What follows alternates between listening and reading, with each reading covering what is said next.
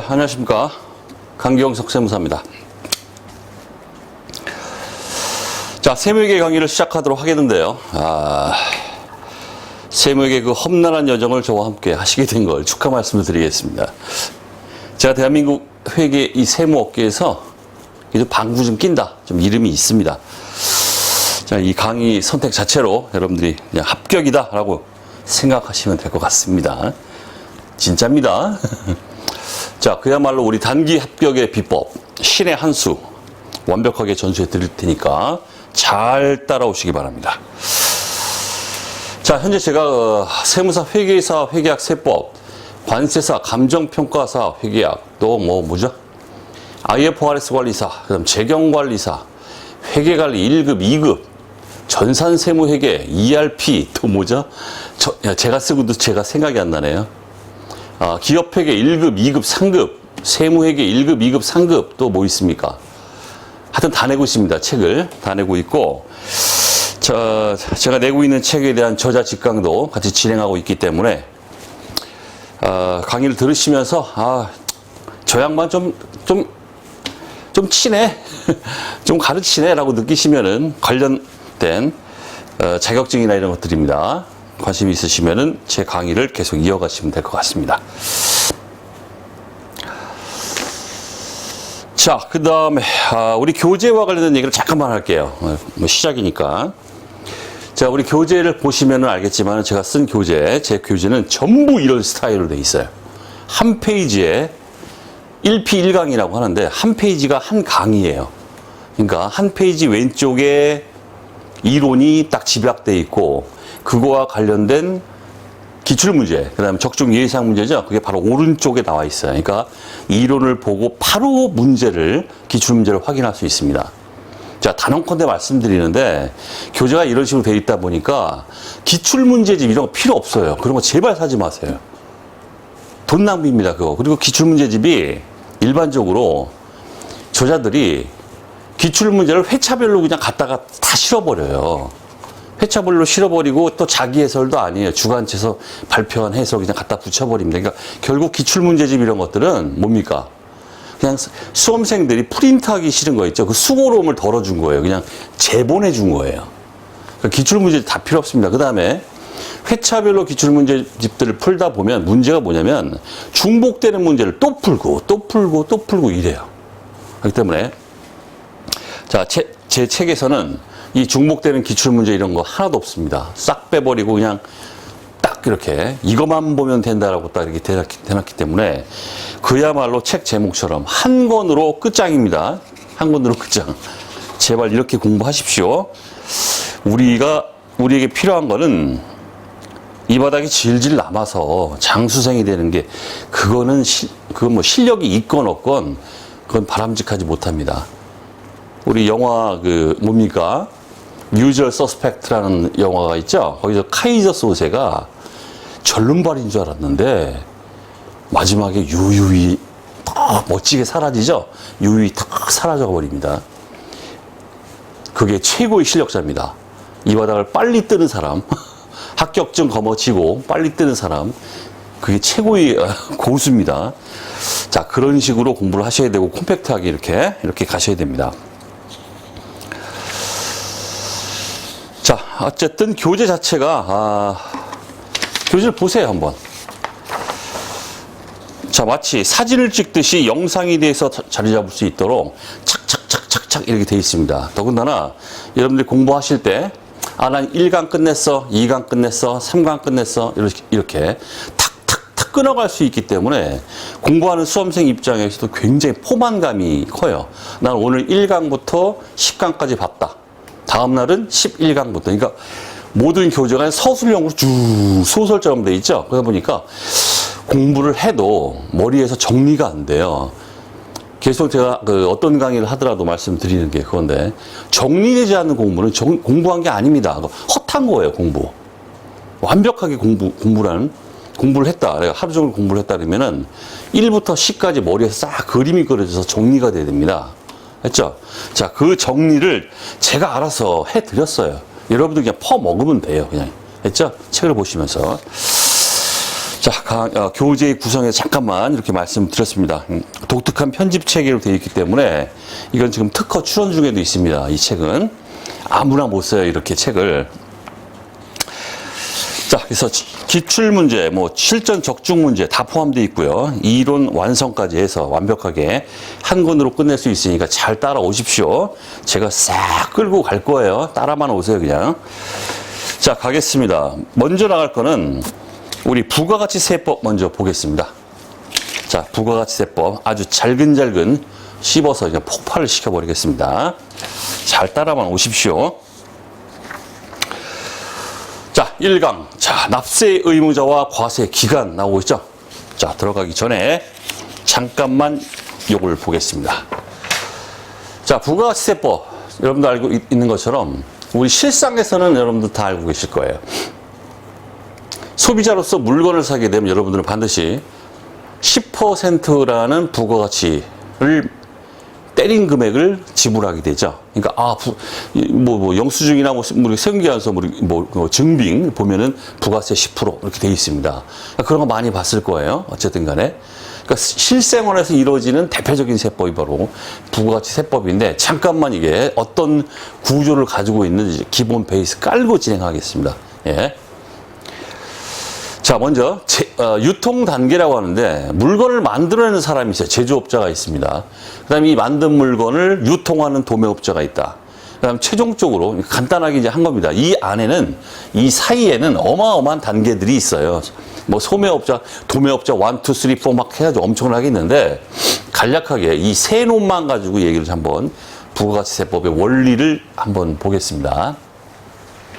자, 먼저 제조업자가 무에서 아무것도 없는 맨 땅에서 유를 창조했다라고 가정합니다. 따라서 제조업자는 뭔가를 매입하고 뭐 이런 게 없다라고 가정할게요. 하게 되면은 제조업자가 뭔가를 만들어서 도매업자에게 1,000원에 공급을 합니다. 그래서 공급가액이라고 해요. 공급가액이 1,000원이다 해보겠습니다. 그런데 이 도매업자는 제조업자한테 부가세 10%를 플러스한 1,000원의 10%는 1,100원이에요. 지급되는 금액은 1,000원이 아니라 1,100원을 지급해요.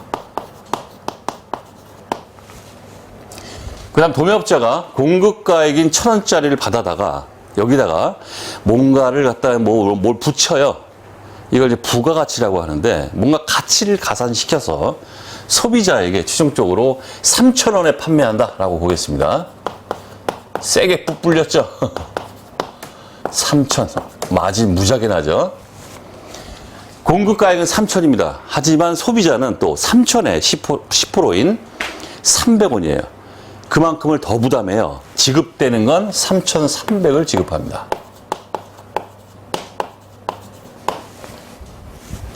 자, 여기서 우리가 제조업자는 아까도 가정을 했죠. 무에서 유를 창출했다. 매입된 거 하나도 없이 뭔가 창출, 부가가치라는 1,000원을 만들어내는 겁니다. 예. 이 여기서 나오는 공급가액 3,000이죠. 최종적으로 단계를 거쳐서 공급가액 3,000이 이렇게 만들어졌습니다. 이걸 우리가 창출된 부가가치다 이렇게 말해요. 창출된, 정확히는 총 부가가치. 맨 마지막 단계, 소비자 직전에. 자, 그 다음 이 두 놈은 사업자예요. 우리의 대상, 부가가치세법의 대상은 바로 사업자에 대한 얘기입니다. 소비자는 아무런 관련이 없어요. 얘는 세금을 300원 부담했죠. 3,000원짜리에 대해서 부가세 10%, 300원을 플러스한 금액만큼을 더 부담했어요. 얘는 부담만 하고 끝나버려요. 소비자는. 우리가 다룰 인간들은 이 제조업자와 도매업자입니다.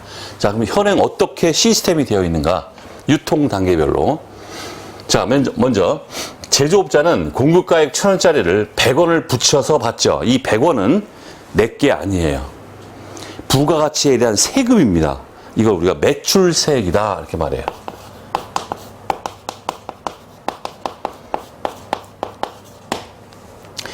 이 매출세액은 내가 지급받았어도 내게 아닙니다. 정부에다가 신고해서 내야 돼요. 100원입니다. 100원 이렇게 돼 있어요. 그 다음 이로 끝나는 게 아니라 사업자는 매입세액, 매입한 거에 대해서 매입세액을 차감하게 돼 있는데 무에서 유를 창출했다고 했죠? 매입된 게 없다고 그랬죠? 일단 빵원이에요. 이렇게 해서 정부에 납부합니다. 납부세액 100원을 납부합니다. 따라만 오세요. 일단은 따라만 오세요. 자, 그 다음 도매업자로 가보겠습니다. 똑같이 3,000원에 공급을 했는데 3,300원을 받았습니다. 여기서 더 받은 300원. 요거 매출세액이고 내게 아니라고 그랬죠? 정부에 내야 돼요. 매출세액 300. 자, 그 다음 얘 입장에서 보면 매입세액이 나오는데 1,000원짜리를 공급받으면서 1,100원을 부담했죠. 지급을 1,100을 했죠. 그러니까 1,000원짜리에 대해서 100원을 더 부담했다. 이 부담한 100원 이걸 매입세액으로 공제가 된다 이렇게 말해. 공제. 이렇게 하고 나오면 이 납부세액이 200원 이렇게 나옵니다. 자, 부가가치세법은 부가가치세라고 하는 거는 창출된 총 부가가치의 10%를 때린 것만큼을 세금으로 벗겠다. 이게 부가가치세예요. 그런데 이게 뭐지? 제조 단계, 도매 단계, 이런 다단계 소비세라고 합니다. 단계별로 이렇게 계산이 매출세액, 매입세액, 매출세액, 매입세액, 매출세액, 매입 계속 나갑니다. 결국 우리의 최종적인 소비자가 부담한 이 300원이죠. 얘는 창출된 총 부가가치 아까 3,000이라고 했죠? 3,000. 이 3,000의 10%가 얼마? 3,000의 10%가 얼마예요? 300이잖아요. 그 300이 이런 식으로 정부에 유입돼요. 두 개 합치면 얼마입니까? 300이죠? 요거는 창출된 총 부가가치 3,000에 곱하기 10% 때린 300과 일치합니다. 이게 부가가치세의 전체적인 유통 단계별 구조가 되겠습니다. 됐죠? 이 기본 사항에 깔고 가야 돼요.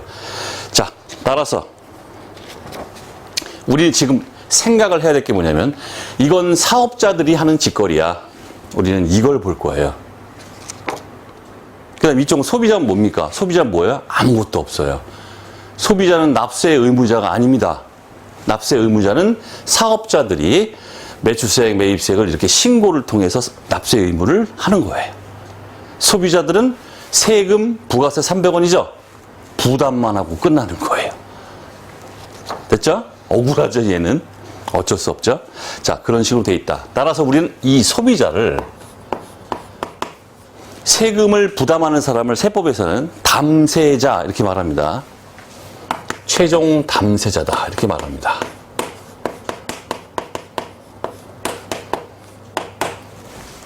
여기서 이제 뒤에 면세니 뭐니 막 이런 것들이 나와요. 근데 그때 가서 하는 걸로 하고 됐죠? 일단 여기까지. 자, 우리 교재를 보겠습니다. 부가가치세 특징이 나오고 있습니다. 자, 중요한 얘기가 한 두세 개가 있습니다. 그 다음에 앞으로 제가 중요하다. 시험에 무조건 나온다라고 하는 내용들은 MVP다라고 제가 말을 할 거예요. 그럼 여러분들은 거기다가 MVP라고 딱 쓰시면 돼요. 시험에 뭐다? 무조건 나온다. 100%. Most valuable player. 무슨 야구에서 쓰는 아주 용어인데 왜 여기 씁니까? 저는 그냥 MVP 합니다. 여러분들 주위에서 한번 보시면 알 것 같은데 수험생들 중에 MVP 이런 말 하는 사람들이 있어요. 제 강의 들은 사람들이죠. 그게. 자, 어쨌든 MVP 체크해드리면 반드시 체크하십시오. 그리고 MVP는 시험 막판용으로는 반드시 검토하셔야 됩니다. 나중에. 자, 첫 번째 부가세 특징을 보면 그 제목만이라도 다 숙지가 돼야 됩니다. 먼저 첫 번째 소비형 부가가치세. 자, 소비지출 해당 부가가치만을 과세 대상으로 한다. 화살표 투자지출, 즉 자본주의 구입은 과세치 않는다. 이게 무슨 얘기냐면 거기 나와 있는 것처럼 과세치 않는다. 이 얘기는 전액 공제가 된다. 이런 뜻이에요. 또는 환급이 된다. 그렇기 때문에 과세되지 않는다. 이런 말을 하는 겁니다. 자, 여기 보세요. 자, 이런 식으로 가죠. 자본주의를 구입했다 하게 되면은 구입했다. 예를 들어서 얘처럼 뭐 매입세액이 나왔다 하게 되면 이렇게 공제가 들어가는 거예요. 또는 매출세액이 없었다 하게 되면 어떻게 돼요? 이 100원이 어떻게 됩니까? 100원을 돌려줘요. 정부가 돌려주는 돈, 이걸 환급이라고 합니다. 매입세액이 더 크면 환급이 되는 겁니다.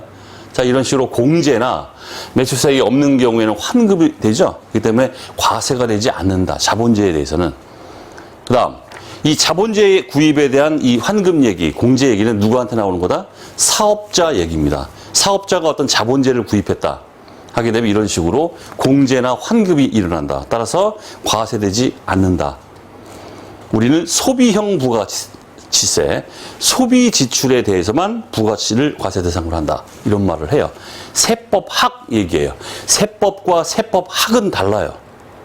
그래서 우리 일반적으로 회계사 시험 볼 때는 세법 시험을 봅니다. 하지만 세무사 시험 쪽으로 가시면 세법학 시험을 봐요. 세법학은 세법하고 다릅니다. 학문이에요, 학문.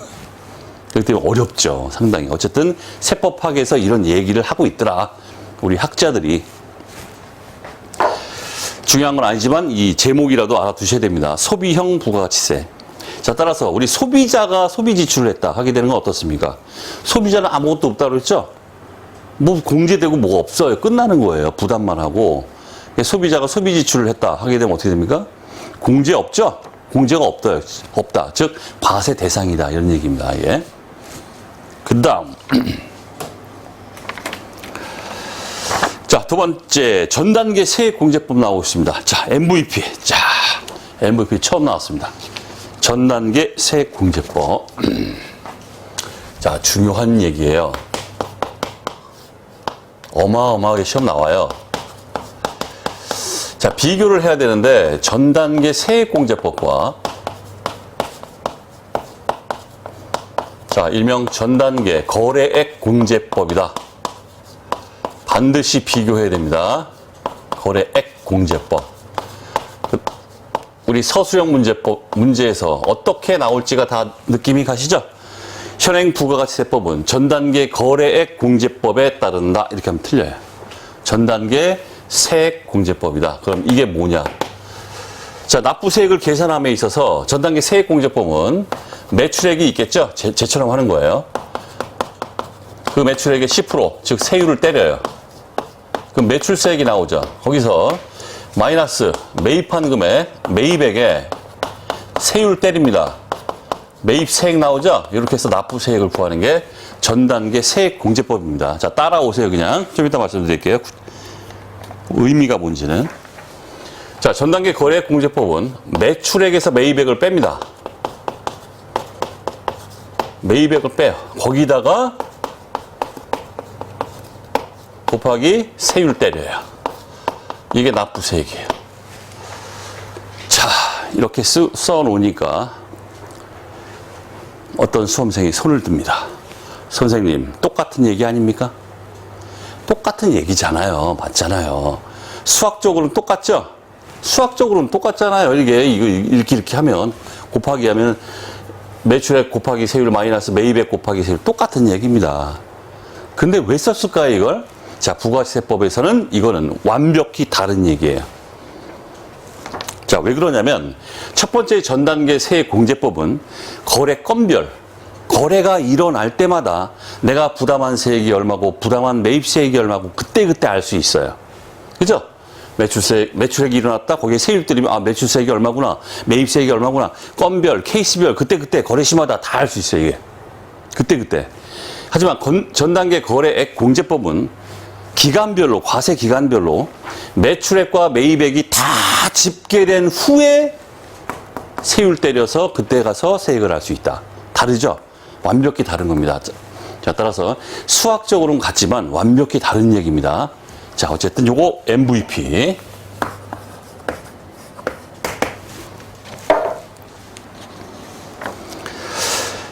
자, 그 다음 일반 소비세 나오죠? 일반 소비세. 원칙적으로 모든 재화 용역의 소비 행위 사실에 대해서 과세를 한다. 특정 재화 용역의 소비 행위에 과세되는 개별 소비세와는 구별된다.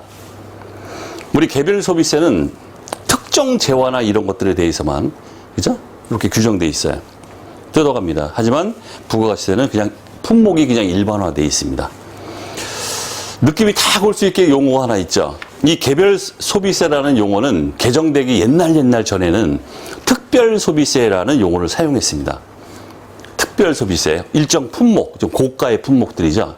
그런 것들에 대해서 특별 소비세가 있다가, 참고로 말씀드리면 여담인데, 그 당시에 몇십 년 전이죠. 그 당시에 막 일명 조세 저항이라고 합니다. 조세 저항 이런 말이 학문적으로 쓰는데, 특별 소비세 이렇게 하니까 어감 자체가 어때요? 난 특별하게 뭘 산 게 아닌데 왜 나한테 특별 소비세를 걷지? 이런 식으로 느낌이 안 좋죠. 그러니까 조세 저항이 있다 이런 뜻이에요. 그러니까 정부가 이제 짠돌을 굴렸죠. 야, 이름 바꿔. 개별 소비세로 바꿔. 그랬더니 조세 저항이 수그러들었다. 뭐 이런 얘기 여담이었습니다. 그다음 간접세, MVP 어마어마하게 나옵니다. 간접세. 아이고, 직접세를 먼저 써야지. 반대말 직접세. 자, 부가가치세법은 직접세에 해당한다. 틀렸습니다. 간접세입니다. 간접세. 자, 직접세는 납세 의무자예요. 세금을 국가에 내는 사람. 그 다음 담세자, 즉 세금을 실질적으로 부담하는 사람이 같을 때 우리는 직접세 이렇게 말해요. 이거는 같지 않은 거죠.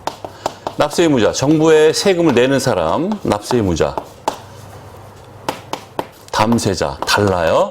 이걸 우리가 간접세다 이렇게 말합니다.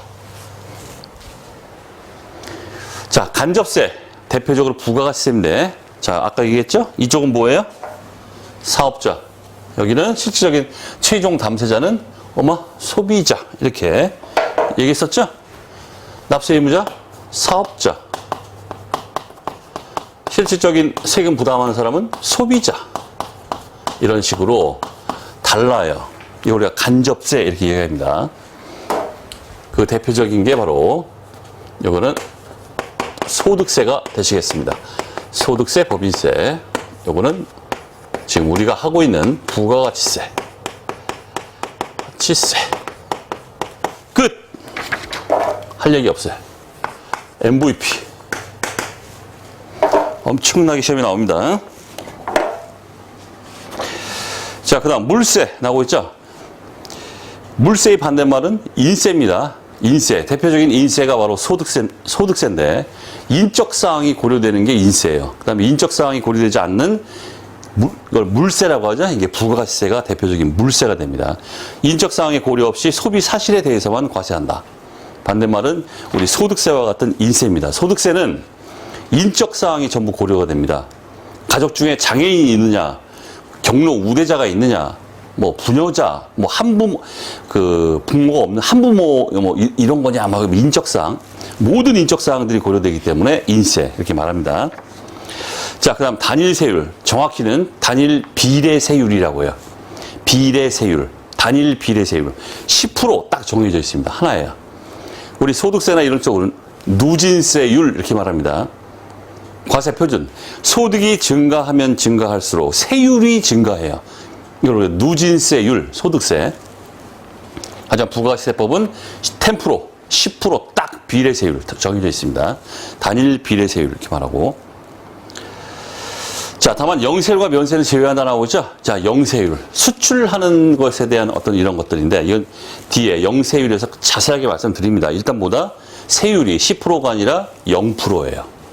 0%. 자, 영세율에서 말씀드릴 거고. 그 다음 다단계 거래세. 단계가 엄청나죠? 자, 그 얘기입니다.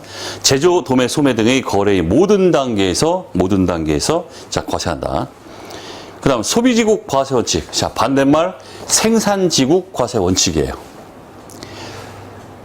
소비지국 과세 원칙을 채택하고 있다. 그 대표적인 예가 그 영세율에 대한 얘기인데, 역시 이 소비지국 과세 원칙과 영세율은 같이 맞물려 있습니다. 같이 한 세트로 따라다니는 거예요. 같이 소비지국 과세 원칙, 영세율. 자, 잠깐만 요 얘기를 해볼게요. 소비지국 과세 원칙과 생산지국 과세 원칙. 잠깐만 얘기해 보겠습니다. 뭘 들까?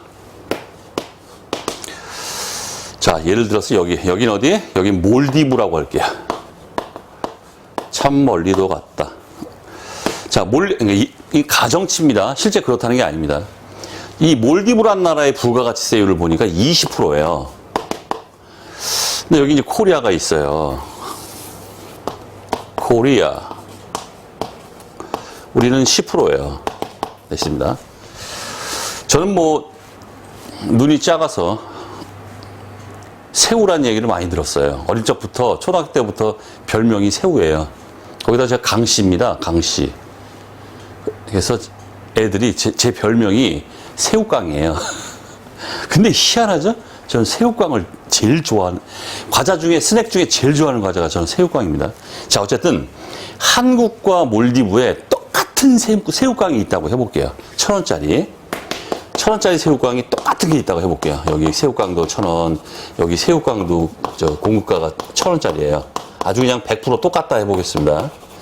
이렇게 있는데 얘가 코리아가 몰디브에 이 새우깡을 수출하려고 해요. 만약에 생산지국에 가서 과세를 당해버리면 어떻게 될까요? 수출을 하는데 새우깡이 수출됐습니다. 생산지국에서 과세가 된다 하게 되면 가격이 어떻게 돼요? 몰디브의 부가세율은 20%이기 때문에 1,000원에 20%하면 200원이죠? 1,200원이 돼요. 1,200원.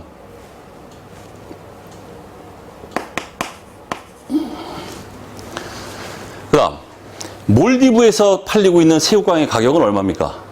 똑같죠? 1,000원에 20%하면 1,200이잖아요. 똑같잖아요, 지금. 생산지국에서 과세가 되면, 아유, 거꾸로 얘기했네. 소비지국이죠. 생산지국은 지금 코리아죠. 거꾸로 얘기했어요. 자, 생산지국에서 과세가 됐다 하게 되면 1,000원짜리는 1,100원이죠. 그 1,100원이 수출이 되는 거죠. 이게 1,100원이에요. 근데 몰디브에서는 새우깡이 20%이기 때문에 1,200원에 이렇게 팔리고 있습니다.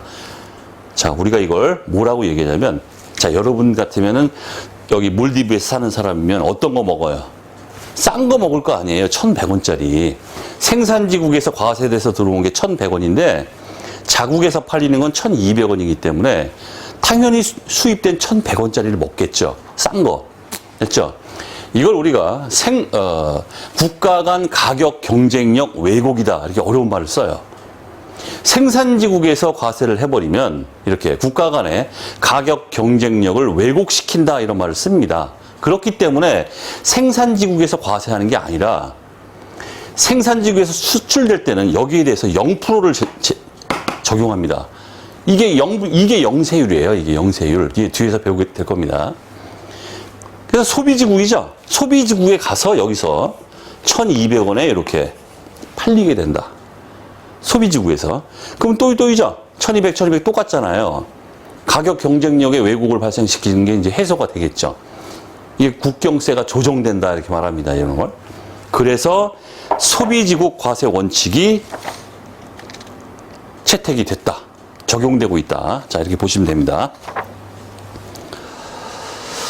자, 됐고. 그 다음 밑에 보론에 보면 과세 표준 얘기 나오고 있습니다. 자, 과세 표준은 모든 세법에 똑같아요. 모든 세법에 세율을 때리는 대상이다. 이렇게 보시면 됩니다. 세율을 때리는 대상. 과세 표준에 세율 때리면 산출세액이 나옵니다.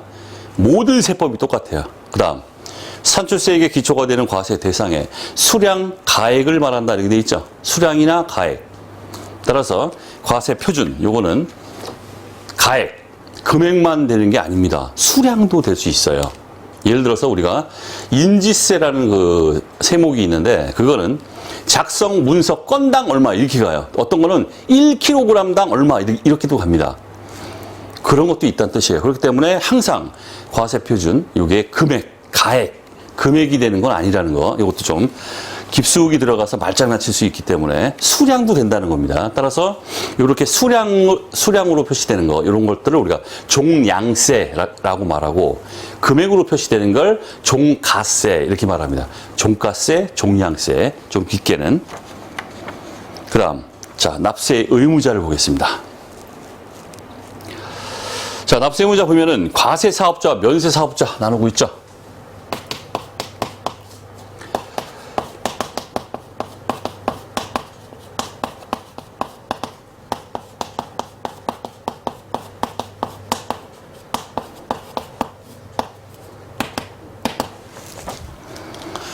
자, 과세 사업자는 대표적으로 우리 나눌 때 일정 금액 기준으로 해서 일반 과세자와 간이 과세자로 나눠요. 일반 과세자, 간이 과세자. 우리는 앞으로 전부 일반 과세자에 대해서 얘기할 겁니다. 그 일반 과세자에는 개인 사업자도 있고 법인 사업자도 있어요. 그리고 이 간이 과세자는 나중에 한번 나중에 나옵니다.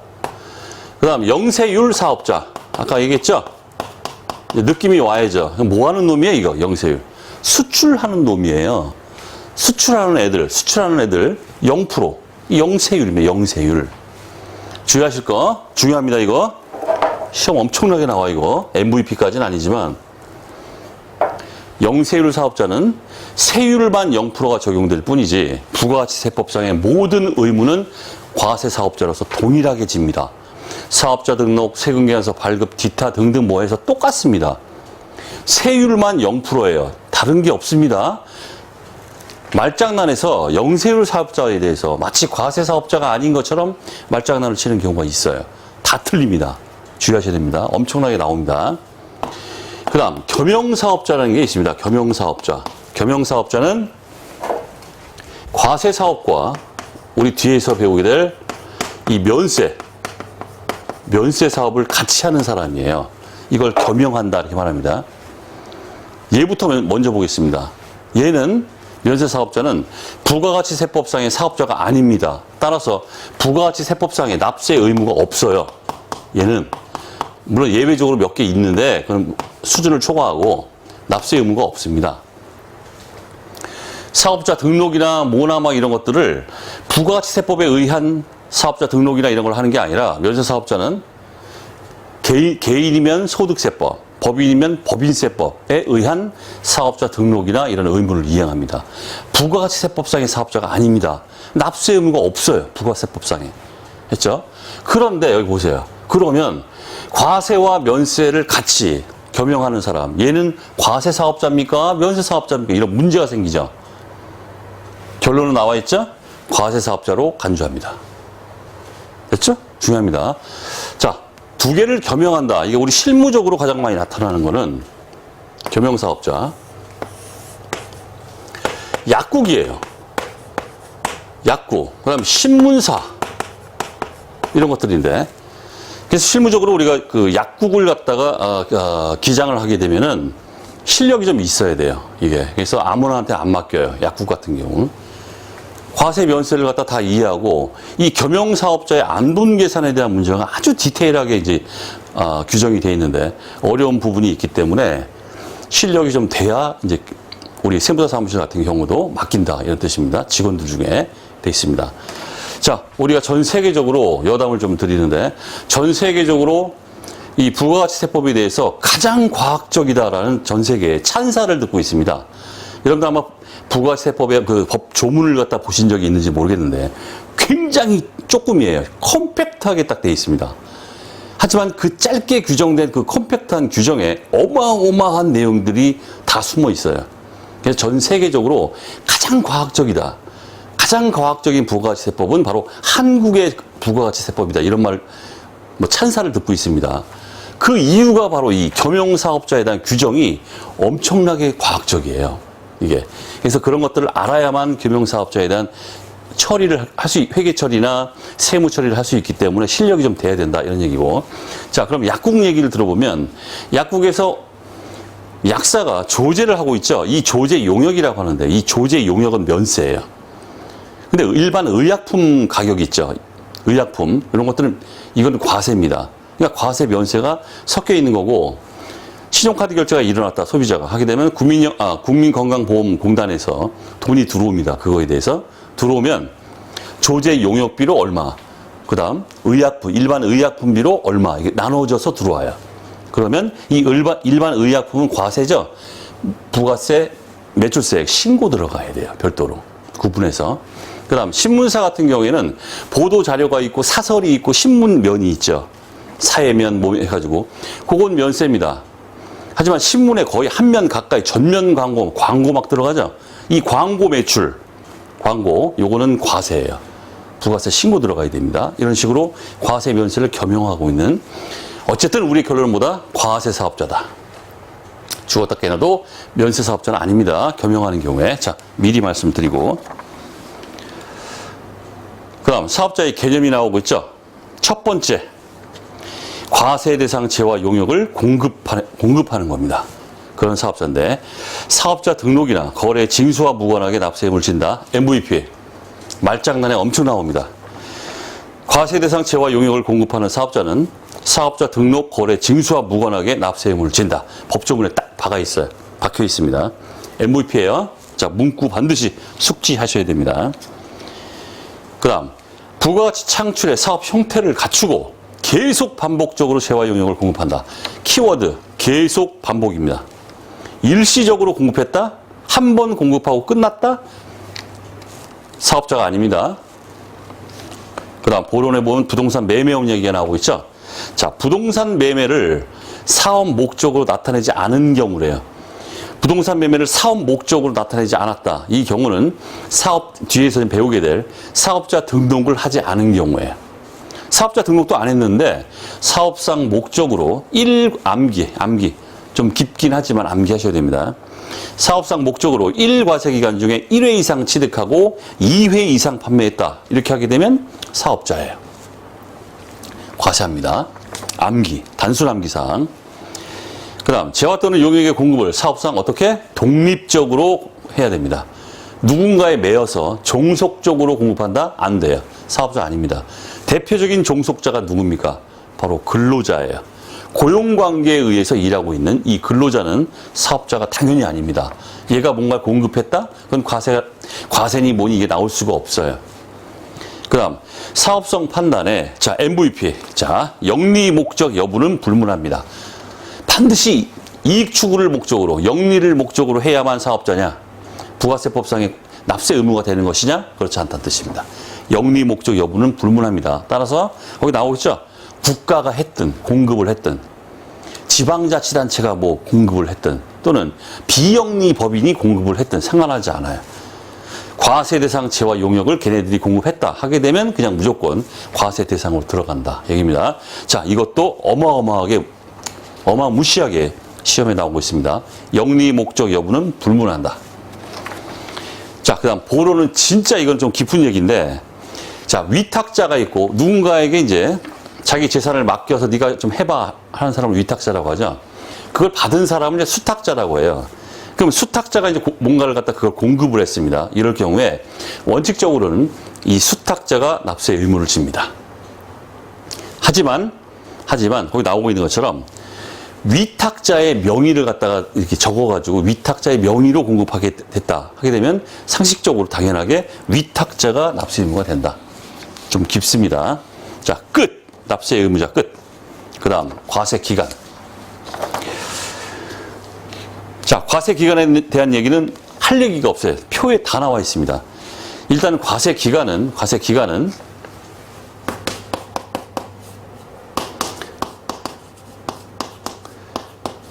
6개월이다. 반드시 숙지. 다만 예외적으로 간이과세죠.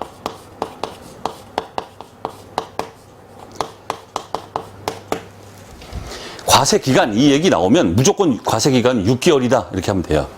좀 이따 보겠지만은 법인 같은 경우에는 이제 예정신고가 있기 때문에 3개월마다 신고가 들어갑니다. 그렇기 때문에 과세기간 3개월 아니야? 그런 거 없습니다. 예외 없어요. 무조건이에요. 과세기간이란 말이 나왔다 하게 되면 과세기간은 무조건 6개월입니다. 6개월. 다만 뒤에서 배울 간이과세자는 과세기간이 얼마? 1년이에요. 자, 이렇게 알아두셔야 됩니다.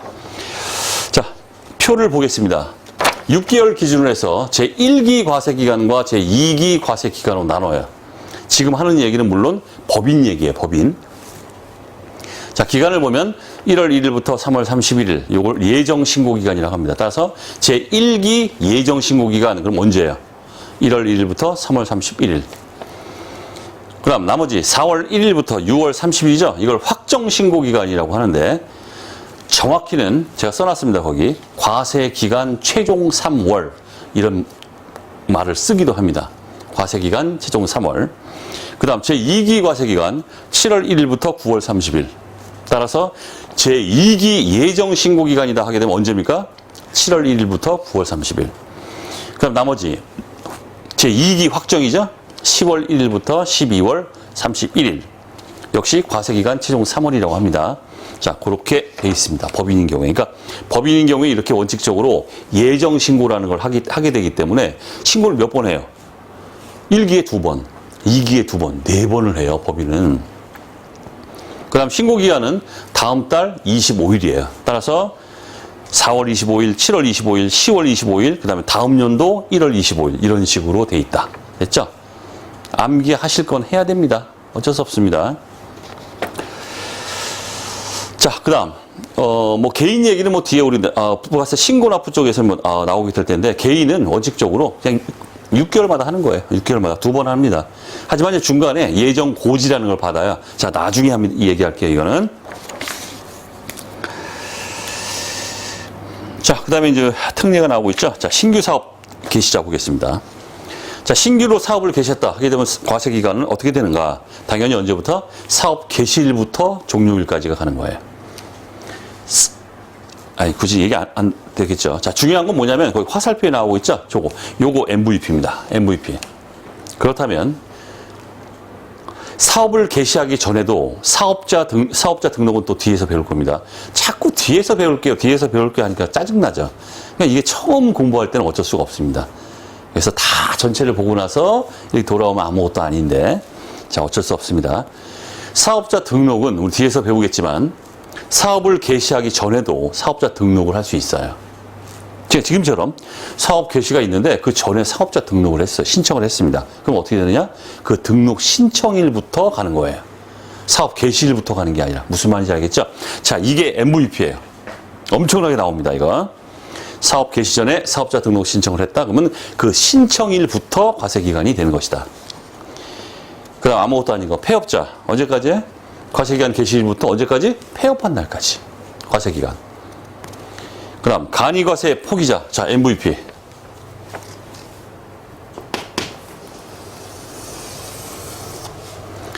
자꾸 뒤에 얘기가 자꾸 먼저 나와서 어쩔 수 없습니다. 꾹꾹 참고 진행해 주세요.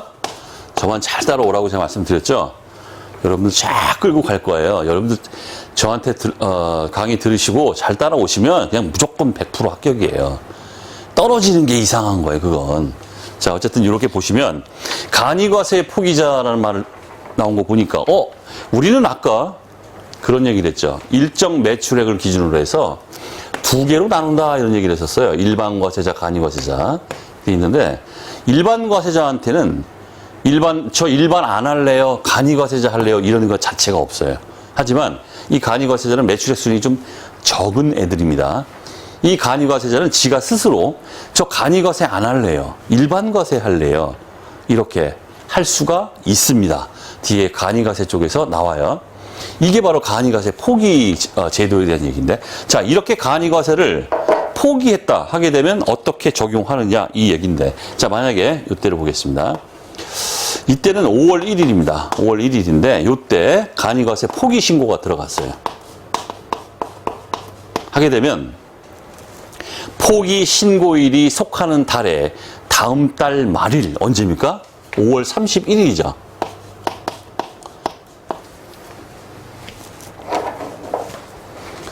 포기 신고일이 속하는 달에 말일 5월 30일이죠. 여기입니다. 이때까지는 간이과세자예요. 그 다음 포기 신고일이 속하는 달에 말일의 그 다음 날 언제입니까? 6월 1일이죠. 6월 1일부터 과세기간 종료일. 이때까지는 뭐다? 이제 포기가 돼가지고 일반이 된다. 무슨 말인지 아시겠죠? 자, 확실하게 그 숙지가 돼야 됩니다. 다시 한번 읽어보겠습니다. 자, 간이과세를 포기자의 경우에는 자, MVP 과세기간 개시일부터 포기 신고일이 속하는 달의 말일, 즉 5월 30일입니다. 이때까지 간이과세를 적용한다. 다음 달 1일, 즉 6월 1일입니다. 6월 1일부터 과세기간 종료일 6월 30일까지는 일반과세를 적용한다. 따라서 과세기간이 어떻게? 2개가 나와요. 이러니까 시험에 자주 나오는 거예요. 과세기간이 2개가 돼버리니까 2번 신고합니다. 2번 죽어요. 됐죠? 자, 중요한 얘기가 되겠습니다. 자, 이번 시간 납세 의무자와 과세기간, 이번 시간 강의를 마치도록 하겠습니다. 수고하셨습니다.